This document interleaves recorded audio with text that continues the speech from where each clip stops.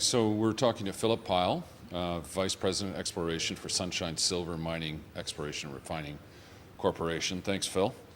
I guess, we'll start off with the title of your presentation. I understand in the conference here is the Los Gatos project, epithermal silver, zinc, lead discovery in south central Chihuahua.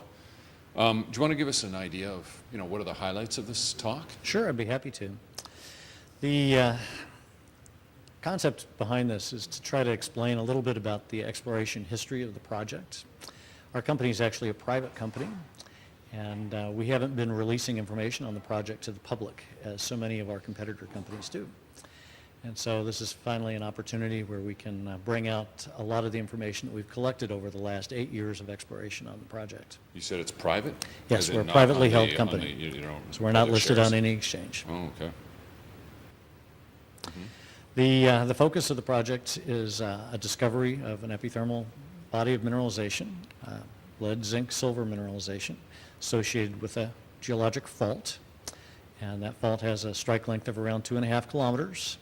And we've been able to establish a very significant mineable tonnage out of that material that we're presently undertaking a feasibility study for.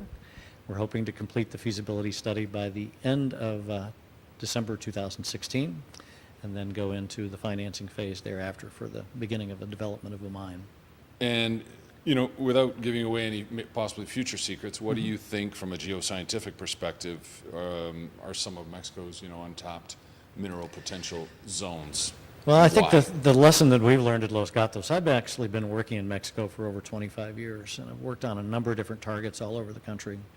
And the lesson that I've been able to learn about Los Gatos is that everything has to do with the level of exposure of the outcrops of the rocks that you see on the surface. The area of Cerro Los Gatos itself has no old workings on it. It does not have any indications of mineralization hiding at the surface. There's only actually one very small surface outcrop that's less than 20 meters across, and it doesn't have any anomalous silver in it, but it does have some interesting textures and mineral assemblages that suggest that there's a possibility that mineralization might be preserved at depth. So our company was willing to take the risk of drilling beneath that area, trying to look at the vertical zonation of an epithermal system and recognize where the opportunity would be to encounter a mineral system. And sure enough, we did. And it took us a few holes. It took us up to the 4th hole on this specific area that was able to identify the zone of mineralization. And then finally, by the 9th hole, we had hit high-grade mineralization. So the general lesson here is that I think you have to drill deeper in many of these cases. So many targets in Mexico have only been looked at the very superficial level. And there are many opportunities, especially in these strong epithermal domains, to look at the vertical zonation and to recognize that there might be a system that's 150 to 200 meters below the surface, but still very economic. And so, in your opinion, what makes Mexico unique then as an exploration destination for metallic mineral resources? Well, it has an incredible endowment, first of all.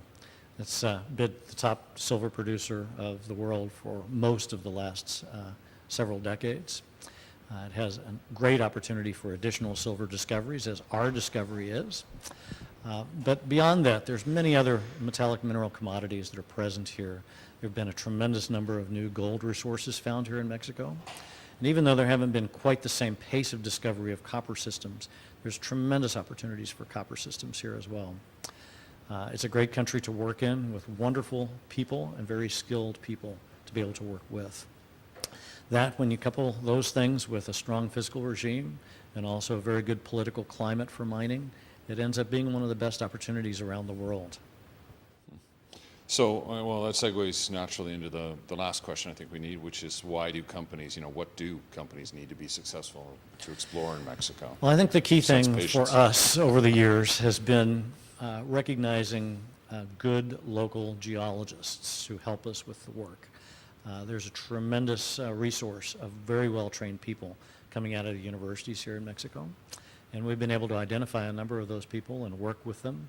And they're really the ones who are responsible for making these types of discoveries, like our Los Gatos project.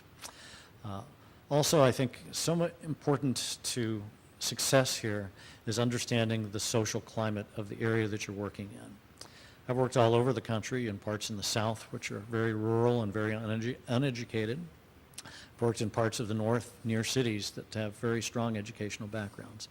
And the difference in the culture, the difference in the understanding of the mining industry is dramatic depending on where you are. And your key to success is really trying to evaluate that, trying to understand the social landscape of the climate that you're working in. Because really, all of these projects are located on lands belonging to other people. And we have to work together with those people, with those communities, if they're ejidos, if they're agrarian communes, or if they're privately held lands. We have to learn how to work together with them so that we can be successful in a way that doesn't hinder their normal access to their lands.